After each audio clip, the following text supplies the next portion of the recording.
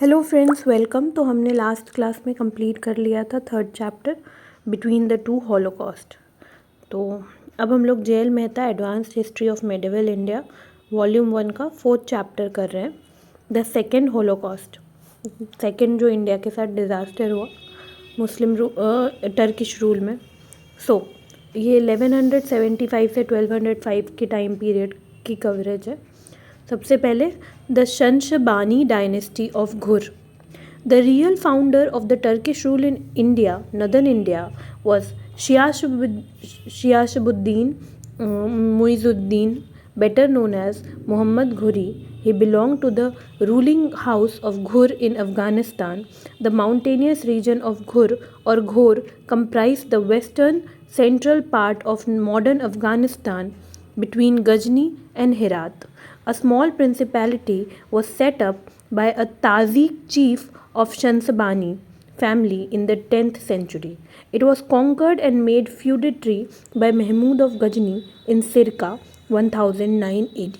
After Mahmud's death, Ghaznavid Empire disintegrated quickly under his weak successors. The Seljuk Turks deprived them of Central Asian possessions, while within Afghanistan they faced the most serious challenge from the Ghurids or Ghoris. तो कहना चाह रहे हैं कि real founder जो Turkish rule के थे northern India में, वो शियाबुद्दीन मुइजुद्दीन, जो जिनको कि मोहम्मद घुरी भी कहा जाता है, वो थे। वो जो हैं वो घुर डायनेस्टी से बिलोंग करते थे अफ़गानिस्तान के। घुर जो है वो एक माउंटेनियस रीजन है जो गजनी से लेकर हेरात के बीच में सिचुएटेड है। एक स्मॉल प्रिंसिपैलिटी, ताजीक चीफ्टन थे, मतलब नोबेल थे शंशबानी के। उन्होंने जो है घोर में एक स्मॉल प्रिंसिपैलिटी स्टैब्लिश की थी, जिसको बाद में महमूद ऑफ गजनी ने कॉन्कर कर लिया था और अपना फ्यूडेटरी बना दिया था। लेकिन महमूद के डेथ के बाद महमूद के जो सक्सेसर्स थे वो काफ़ी वीक रहे। सेल्जुक टर्क्स ने जो है सेंट्रल एशियन पोजेशंस महमूद के सक्सेसर्स से छीन लिया अफ़गानिस्तान के अंदर, और फिर उनको जो है सेंट्रल एशियन पोजेशंस जो है उनसे सेल्जुक टर्क्स ने छीन लिया, और अफ़गानिस्तान के अंदर जो है उनको घोरीज ने चैलेंज किया, जो उनके ही फ्यूडिटरीज हुआ करते थे। There ensued a long struggle between the ruling house of Ghazni and Ghor for the dominance of Afghanistan. A highlight of this struggle was temporary occupation of Ghazni by Alauddin Hussain of Ghor, nicknamed Jahan Soz, the world burner, who plundered the town and set fire to it. The fire, which raged about a week, razed to the ground many magnificent monuments erected by Mahmud and his successors. It gave a death blow to the power and prestige of Ghaznavids. They recovered Ghazni from Ghoris, but were driven out from there soon afterwards by the Ghaz Turks. तो यहाँ पर एक struggle के बारे में दिया हुआ है गजनविड्स और घुरिड्स के बीच में। तो दोनों जो है वो अफ़गानिस्तान पे अपना डोमिनेंस जताना चाहते थे। इसी स्ट्रगल के बारे में, जो इनके बीच में जो स्ट्रगल है उसके बारे में एक एपिसोड यहाँ पर दिया हुआ है कि अलाउद्दीन हुसैन, जो कि घोर हाउस से थे, उनका निकनेम जो है जहान सोज था। दैट इज़ तो जहान सोज का मतलब है दुनिया जलाने वाला। तो अलाउद्दीन हुसैन जो है उन्होंने क्या किया था, उन्होंने घोर के गजनी के टाउन को पूरा प्लंडर कर लिया और पूरे के पूरे टाउन को जला दिया। जब उन्होंने टाउन जलाया तो बड़े बड़े मैग्निफिसेंट मॉन्यूमेंट जो महमूद ऑफ गजनी या उनके सक्सेसर ने इरेक्ट किया था वो बर्बाद हो गए। और इससे क्या हो गया, पावर और प्रेस्टीज दोनों ही गजनविड्स की ख़त्म हो गई। और फिर वो उन्होंने धीरे धीरे घोरीज से गजनी वापस ले तो लिया लेकिन फिर गज टर्क्स आए या फिर टॉर्कोमन्स, और उन्होंने क्या किया, गजनी पर वापस से अटैक कर दिया और गजनविड्स को हटा दिया। 1173 में गजनी को जो है गज टर्क्स ने कॉन्कर किया गियाजुद्दीन ऑफ घोर से, son of Bahauddin Sam, the nephew of Alauddin Jahansoz. तो अलाउद्दीन जहानसोज ये घोरिड रूलर थे और इनके जो नेफ्यू थे बहाउद्दीन सैम, ये जो हैं बहाउद्दीन सैम जो हैं इनके बेटे हुआ करते थे गियाजुद्दीन। ठीक है, let me clear it once again. तो अलाउद्दीन हसन हुसैन जो हैं इनके जो नेफ्यू हुआ करते थे, उनके जो बेटे थे गियाजुद्दीन, वो रूल कर रहे थे 1173 में गज़नी में। और फिर गज़नी को जो है उनसे मतलब घुरिद डायनेस्टी के गियाजुद्दीन से कॉन्कर कर लिया किसने? गज़ टर्क्स ने, जो भी कह सकते हैं। The victorious army was led by his younger brother Shihabuddin Muhammad Ghori. और विक्टोरियस आर्मी जो है गज़ टर्क्स की उसको किसने लीड किया था? उसको लीड किया था मोहम्मद घोरी ने। He received appointment as the governor of Ghazni and was permitted by Ghiyazuddin to govern and expand his dominance as he pleased. और गियाजुद्दीन जो है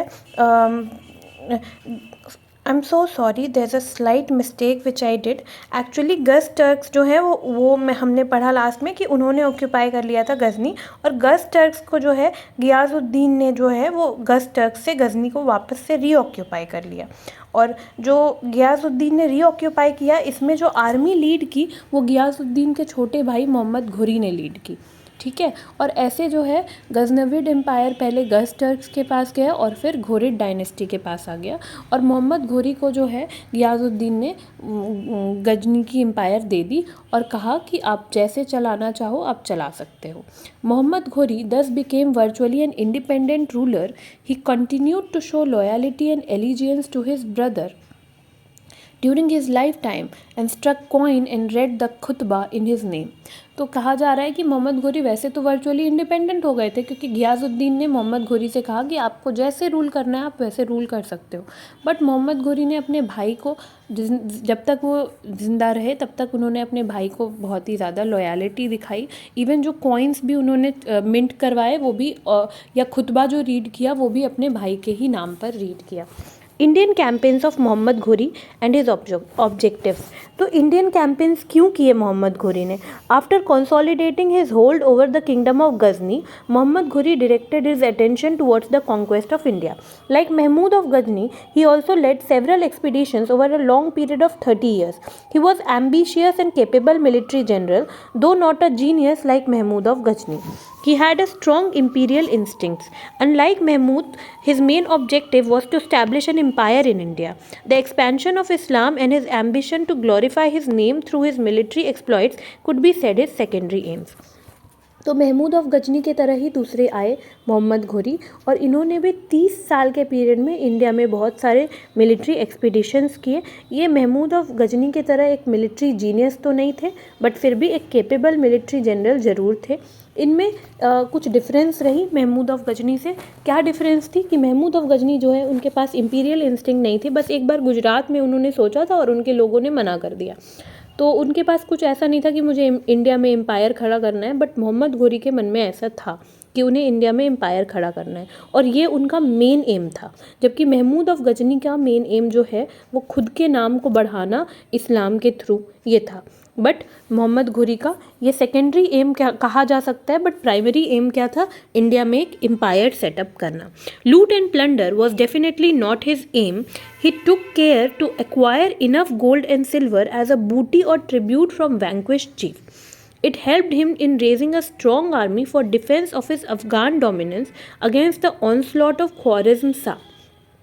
ख्वारिज़्म शाह जो हैं वो सेंट्रल एशिया के रूलर हुआ करते थे, और वो जो हैं माना जाता है कि उनसे बचने के लिए जो है ये किया मोहम्मद घुरी जो है इंडिया में जब भी अटैक करते थे तो लूट और प्लंडर उनका मेन एम नहीं था। महमूद ऑफ गजनी का मेन एम यही था, बट उनका मेन एम ये नहीं था। बट उन्होंने ही मेड श्योर कि वो गोल्ड और सिल्वर जो है वॉर बूटी के तरफ से जो भी हारने वाले रूलर हैं उनसे अच्छा खासा कलेक्ट कर लें, ताकि वो एक स्ट्रॉन्ग आर्मी बना सके, ताकि जो अफ़गान में उनके डोमिनेंस हैं गजनी वगैरह उनको वो ख्वारिज़्म शाह किससे बचा सके।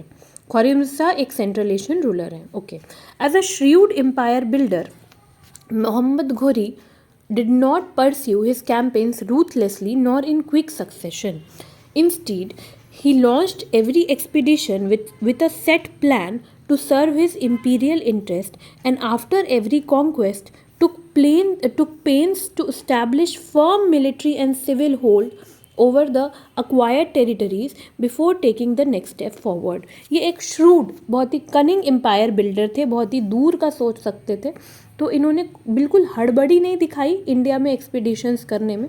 इन्होंने 30 लॉन्ग ईयर्स लिए इंडिया में एक्सपीडिशन करने में, और हर बार जब ये कोई भी पार्ट कैप्चर करते थे तो ऐसा नहीं कि गोल्ड और सिल्वर लेकर के चले गए और किसी को बिठा दिया, जनरल बना दिया, वैसा नहीं. ये एक स्ट्रॉन्ग मिलिट्री और सिविल होल्ड बनाते थे जिस भी एरिया को ये एक्वायर करते थे, क्योंकि इनका अल्टीमेट ऑब्जेक्टिव एम्पायर बिल्ड करना था. A couple of times he received crushing defeats at the hands of his enemy. Nevertheless, his personal failures and shortcomings in resources did not waver him in his faith as an empire builder. 2 बार इनको defeat भी मिला, वो भी बुरी तरीके से ये हारे इंडिया में, लेकिन इस डिफीट ने इनको रोका नहीं कि ये अपना सपना तोड़ दें और एम्पायर बिल्ड ना करें. ये फिर भी कंटिन्यू रहे. He displayed an extraordinary patience, courage of conviction and fixity of purpose in the face of difficulties. जब इनके लाइफ में डिफ़िकल्टीज़ आई तो इन्होंने, जैसे कि 2 बार ये हार गए, तो वहाँ पर इन्होंने पेशेंस से काम लिया, करेज दिखाया और फिर सोचा कि नहीं, मुझे अपने पर्पस को अचीव करना है, मुझे एम्पायर बिल्ड करना है. He fully exploited the weakness as well as virtues of his Rajput adversaries and laid foundations of a powerful Muslim state in northern India. इन्होंने राजपूत के वीकनेस को अच्छे से स्टडी किया और उसको यूज़ किया राजपूत के अगेंस्ट, और नॉर्दर्न इंडिया में एक मुस्लिम स्टेट जो है वो बनाया. The next part is conquest of Multan, Sindh and Punjab. A novelty regarding Muhammad Ghori's campaign was that he did not use the Khyber Pass as a route for making an entrance into India, as had been done by Mahmud of Ghazni. Instead, he selected the Gomal Pass, situated to the west of Dera Ismail Khan, which was found to be safer and shorter route. It was possibly because of 2 reasons. Khyber Pass had been strongly defended by the Ghaznavid rulers of Lahore after they had been turned out of Afghanistan by the Gaj Turkmen. Secondly, Muhammad Ghori intended to avoid direct clash with Ghaznavids. His plan seemed to be to penetrate into Sindh, Gujarat, and from there into central India, thus encircling the Ghaznavid dominance and subsequently compelling the latter to acknowledge his suzerainty. तो यहाँ पर एक बात है कि मोहम्मद घोरी ने जो है वो खैबर पास नहीं यूज़ करके कौन सा पास यूज़ किया? गोमल पास. गोमल पास जो है वो डेरा इस्माइल खान से होते हुए गुजरता था. ये एक सेफ़ और शॉर्ट रूट माना गया. इसको यूज़ करने के 2 खास रीजंस थे. पहला कि खैबर, जब गजनविड्स को गजनी से हटा दिया गुज टर्क्स ने पहले, और गुज टर्क्स से घोरीज ने जो है गजनी को एक्वायर किया, तो गजनविड्स जो हैं वो कहाँ चले गए? गजनविड्स रूलर जो है वो खैबर पास पे उन्होंने अपना स्ट्रॉन्ग होल्ड जमा लिया. ठीक है. दूसरा रीज़न, मोहम्मद घोरी जो है उनके साथ डायरेक्ट क्लैश नहीं चाहते थे गजनविड्स के साथ. वो सोच रहे थे कि वो जो है गोमल पास से होते हुए क्या करेंगे कि सिंध और गुजरात को पेनिट्रेट करेंगे और फिर सेंट्रल इंडिया को, और ऐसे वो गजनविड्स को चारों तरफ से घेर लेंगे, क्योंकि ऑलरेडी अफ़गानिस्तान में उनकी गवर्नमेंट है, और फिर वो पूरे चारों तरफ से घेर लेंगे तो गजनविड जो है वो इंसर्कल हो जाएंगे घोर से, और इसके बाद गजनविड जो है वो घोर की सुप्रीमेसी या सुजरेनिटी को एक्सेप्ट कर लेंगे. By virtue of new route adopted by him, the kingdoms of Multan and Uch were the first to fall on his way. These were conquered by him from the Karmatia rulers in 1175. तो हमने पहले भी पढ़ा कि मुल्तान और उच में कर्माटिया rulers rule कर रहे थे. तो गोमल पास से होते हुए अगर इंडिया आते हैं तो सबसे पहले मुल्तान और उच्च जो है वो वे में आता है, तो उन्होंने जो है कर्माटिया रूलर से 1175 में मुल्तान और उच्च कैप्चर कर लिया. He brought the conquered territories under his effective military control and set up an efficient civil administration there. उन्होंने कॉन्कर्ड टेरिटरीज को इफेक्टिव मिलिट्री कंट्रोल के अंदर लिया और वहाँ पर एफिशिएंट सिविल एडमिनिस्ट्रेशन सेटअप किया. With Multan as the spring board, Muhammad Ghori led an attack on Gujarat in 1178, but was given a crushing defeat by its Chalukya ruler Mulraj II, the Turkish army perished in this misadventure. तो यहाँ पर क्या कहा जा रहा है कि नया रूट जो इन्होंने अडॉप्ट किया, तो इन्होंने मुल्तान और उच्च जो है इन्होंने कैप्चर कर लिया करमाटिया रूलर्स से, और फिर वहाँ पर मिलिट्री और सिविल एडमिनिस्ट्रेशन सेटअप कर दिया। उसके बाद जो है नेक्स्ट क्या आ रहा था इनके रास्ते में, नेक्स्ट आ रहा था गुजरात। और गुजरात जो है इन्होंने अटैक किया 1178 में, 3 साल बाद। लेकिन गुजरात में इस समय रूलर बड़े स्ट्रॉन्ग थे, मूलराज II नाम था। तो मूलराज II ने जो है वो मोहम्मद घोरी को एक क्रशिंग डिफीट दिया, और इनकी जो पूरी आर्मी थी वो पेरिश हो गई थी इस सिचुएशन में। Then, thereafter, Muhammad Ghori had to revise his plans and make an all-out effort to conquer Punjab from Ghaznavids. In 1179, he made a dash through Khyber Pass, repulsed the Ghaznavid forces and occupied Peshawar. He converted it into a strong military base for defense of the pass from the Indian side.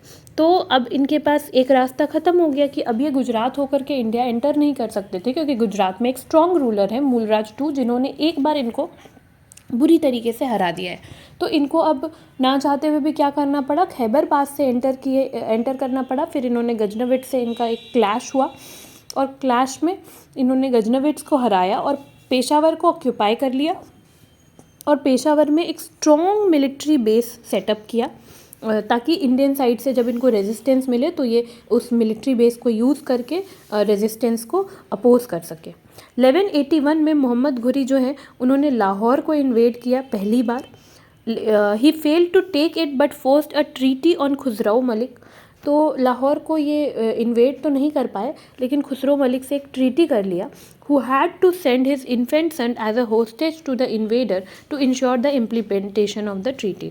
और जैसे Mahmood of Ghazni क्या करते थे ना, वो treaty sign करके चले जाते थे, और बाद में यहाँ पर लोग जो हैं ना ही महमूद ऑफ गजनी सीरियसली लेते थे ट्रीटी को, ना ही यहाँ पर लोग। तो वो नहीं किया मोहम्मद घुरी ने। इन्होंने क्या किया कि ट्रीटी साइन किया खुसरो मलिक के साथ, और खुसरो मलिक को जो है ज़बरदस्ती उनको कहा कि वो अपने इन्फेंट सन को भेजें, और एक होस्टेज इन्फेंट सन को लेकर के गए, ताकि ये इंश्योर हो पाए कि जो ट्रीटी उन्होंने साइन किया है खुसरो मलिक के साथ वो फॉलो हो। It gave him a temporary respite from the hostility of Ghaznavid ruler. और क्या हो गया, लाहौर के इन्वेजन से और खुसरो मलिक के साथ ट्रीटी साइन करने से इनको टेम्पररीली रिलीफ मिली गजनविड रूलर्स के हॉस्टिलिटी से। Mohammad Ghori utilise the opportunity to march upon Sindh. और ये टेम्पररी रिलीफ जो मिल गई, तो इन्होंने सोचा कि ये टाइम बर्बाद नहीं करना चाहिए, तो इन्होंने जो है सिंध की तरफ मार्च किया। एक सरप्राइज़ अटैक कर दिया देबल पर, और देबल पर उस समय सुमराज रूल कर रहे थे।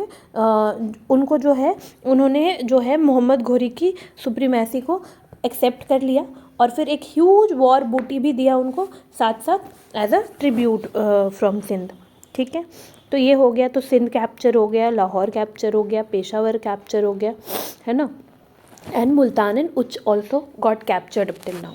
Muhammad Ghori marched with an army in 1185 from Peshawar along the foothills and conquered the northeastern fringe of Punjab, including the town of Sialkot. The latter was obviously a pistol aimed at the heart of Lahore. तो यहाँ पर क्या कहा जा रहा है कि मोहम्मद घुरी जो है 1185 में पेशावर से होते हुए जो है पंजाब का एक स्मॉल पार्ट उन्होंने सियालकोट को इंक्लूड करते हुए कैप्चर कर लिया। और एक्चुअली में ये एम किया जा रहा था कि यहाँ से जो है लाहौर को कम्प्लीटली कैप्चर किया जाएगा, क्योंकि लाहौर के साथ एक ट्रीटी साइन हुई थी, है ना। खुसरो मलिक कुल इल effort to lose it, he laid siege to Sialkot soon after Muhammad Ghuri's return to Afghanistan. तो खुसरो मलिक भी जो है वो लूज़ नहीं करना चाहते थे लाहौर को, तो उन्होंने जो है खुसरो मलिक ने, जैसे मोहम्मद घुरी जो है वो वापस से अफ़गानिस्तान गए, तो खुसरो मलिक ने क्या किया, उन्होंने जो है सियालकोट को जा कर के वापस से सीज़ कर लिया, और इसमें उनको हेल्प किया खोकर्स ने। ठीक है, जो कि सॉल्ट रेंज में बसे हुए थे। Muhammad Ghuri was therefore called upon to invade the Punjab for the third time. और इस वजह से, क्योंकि उन्होंने जो भी कैप्चर किया वो चला गया, तो मोहम्मद घुरी जो है वो वापस आए और पंजाब को उन्होंने थर्ड टाइम उनका पंजाब में एक्सपीडिशन हुआ। Khusrau Malik raised the siege of Sialkot and shut himself in the fort of Lahore. Khusrau Malik ने सियालकोट से सीज हटा लिया अपना, जैसे मोहम्मद घुरी आए, और ख़ुद को जो है वो लाहौर फोर्ट में बंद कर लिया। Muhammad Ghori promptly laid a siege to it, but it was defended gallantly by the Ghaznavid soldiers. Mohammad घोरी ने कोशिश किया कि वो जो है लाहौर के फोर्ट को सीज़ करे, बट उसको जो है बड़े ही अच्छी तरीके से गजनविद सोल्जर्स ने इस प्लान पर पानी फेर दिया। अब मोहम्मद घोरी को पता चल गया कि शायद वो विक्ट्री जो है उनका गड़बड़ है, वो डाउट में है, शायद वो ना भी जीतें। तो फिर उन्होंने क्या किया, ट्रेचरी अपनाई। उन्होंने जो है अब चाल चलना शुरू किया। He pretended to open dialogue with Khusrau Malik and release his son who had been taken hostage by him 5 years earlier. तो उन्होंने क्या कहा, खुसरो मलिक को कहा कि मैं आपसे बात करना चाहता हूँ और आपके बेटे को जो है वो रिलीज़ कर दूंगा, जिसको हमने पीछे पढ़ा ना कि उनके बेटे को होस्टेज लिया था 5 साल पहले, तो वो वापस कर देंगे। Khusrau Malik was taken captive by the Ghurid soldier as soon has, जैसे ही उन्होंने ये बोला तो खुसरो मलिक बाहर आए कि बात करेंगे, लेकिन खुसरो मलिक को क्या कर लिया, उन्होंने घुरिद सोल्जर्स ने कैप्चर कर लिया और बंदी बना लिया। After this mishap the besieged garrison surrendered the fort without a fight. और इसी वजह से, क्योंकि मेन रूलर को तो कैप्चर कर लिया, तो इस वजह से गजनविद सोल्जर्स ने भी सरेंडर कर दिया बिना किसी फाइट के। Punjab was declared annex to the Ghurid empire and the Ghaznavid dynasty came to an end. और इस तरह से पंजाब जो है वो घुरिद एम्पायर ने फाइनली कैप्चर कर लिया और गजनविद एम्पायर जो है वो ख़त्म हो गई। Khusrau Malik was sent as a prisoner to Ghor and was put to death along with his captive son in 1192। तो 1192 में खुसरो मलिक और उनके बेटे दोनों को जो है वो मार दिया गया मोहम्मद घोरी के द्वारा। अब दिल्ली को कैसे कॉन्कर किया गया ये पढ़ना है। After the annexation of Punjab, Muhammad Ghori made Lahore the base of all his operations. Punjab को कैप्चर करने के बाद उन्होंने लाहौर को अपना मिलिट्री बेस बना लिया राजपूत के अगेंस्ट ऑपरेट करने के लिए। He made through thorough preparations for 3 years before challenging Prithviraj Chauhan of Delhi and Ajmer. तो उन्होंने 3 साल तक प्रिपेयर किया पृथ्वीराज चौहान को चैलेंज करने से पहले।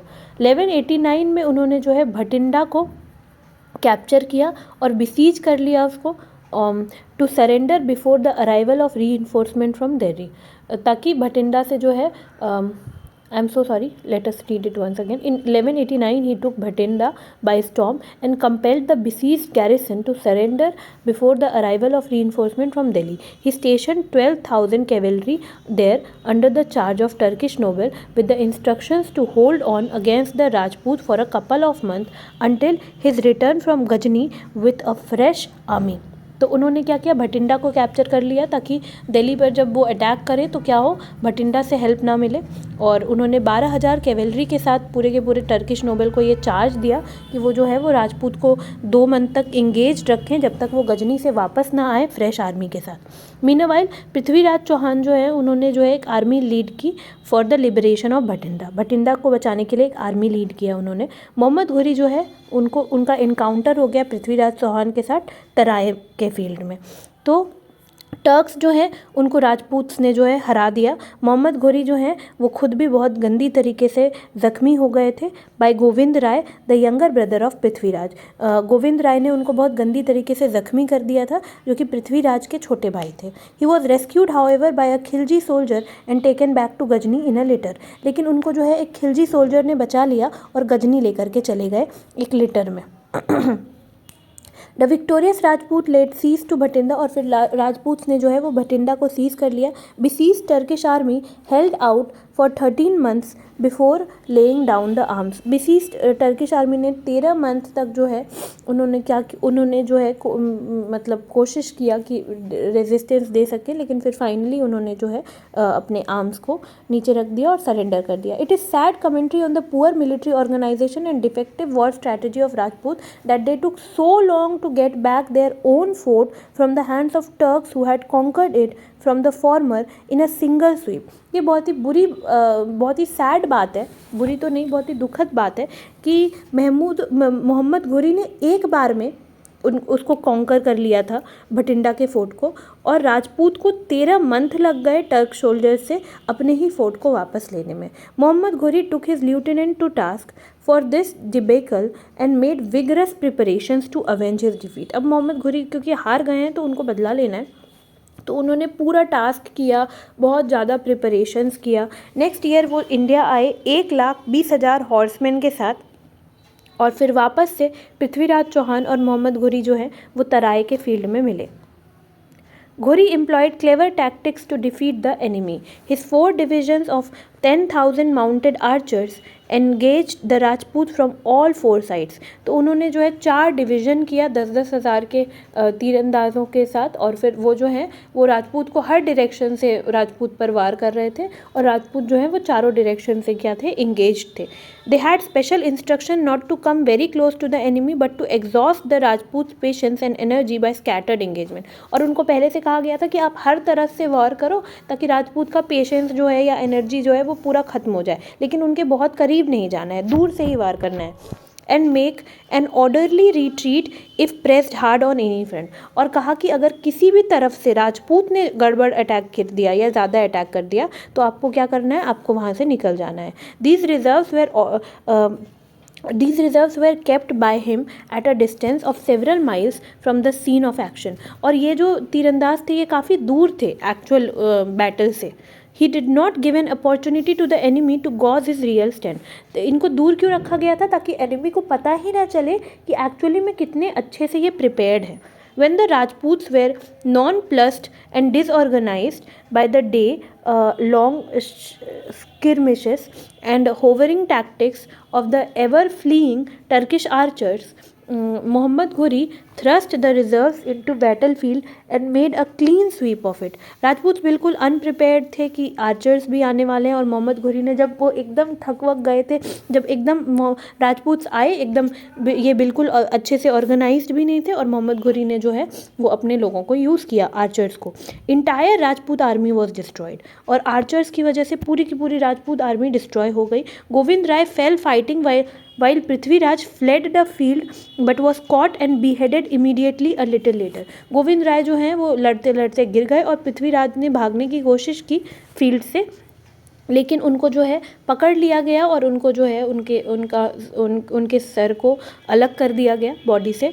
और थोड़े देर के बाद the fall of Prithviraj Chauhan proved disastrous for the Rajput. Thousand of gallant warriors were killed at Tarain.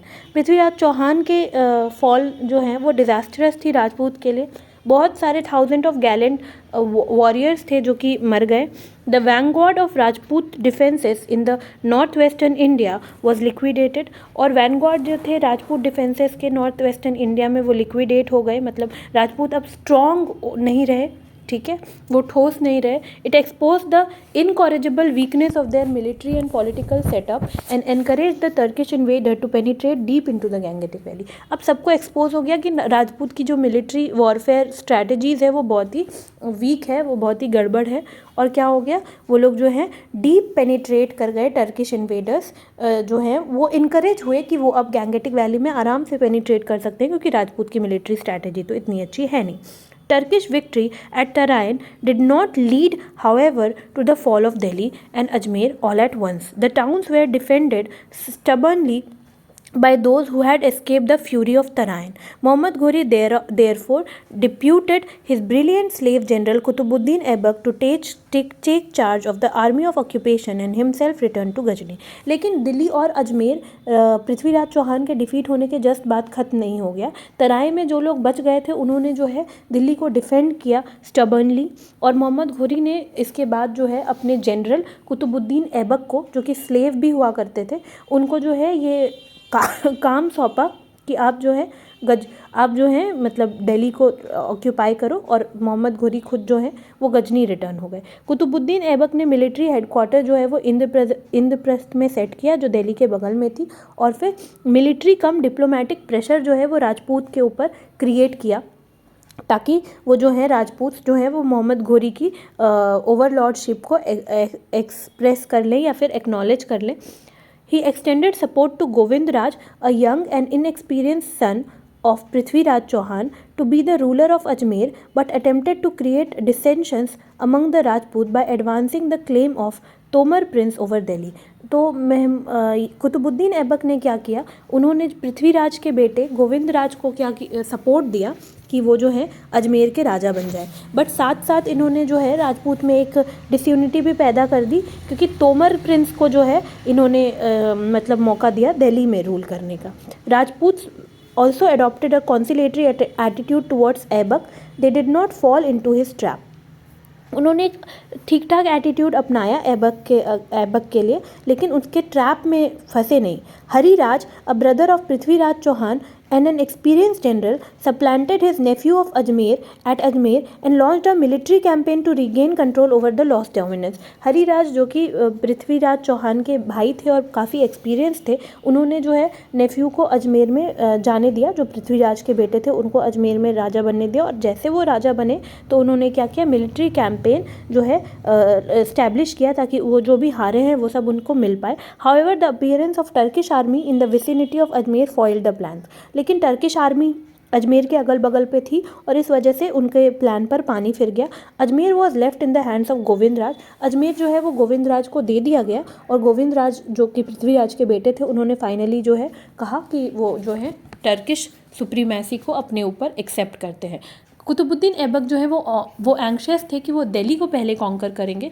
He cut it off from Ajmer by taking possessions of the highway between the two and then laid a siege to the fort of Delhi. सबसे पहले उन्होंने जो है अजमेर को side कर दिया position से दिल्ली के, और फिर उसके बाद दिल्ली पर जो है उन्होंने जो है मतलब सीज करने की कोशिश की।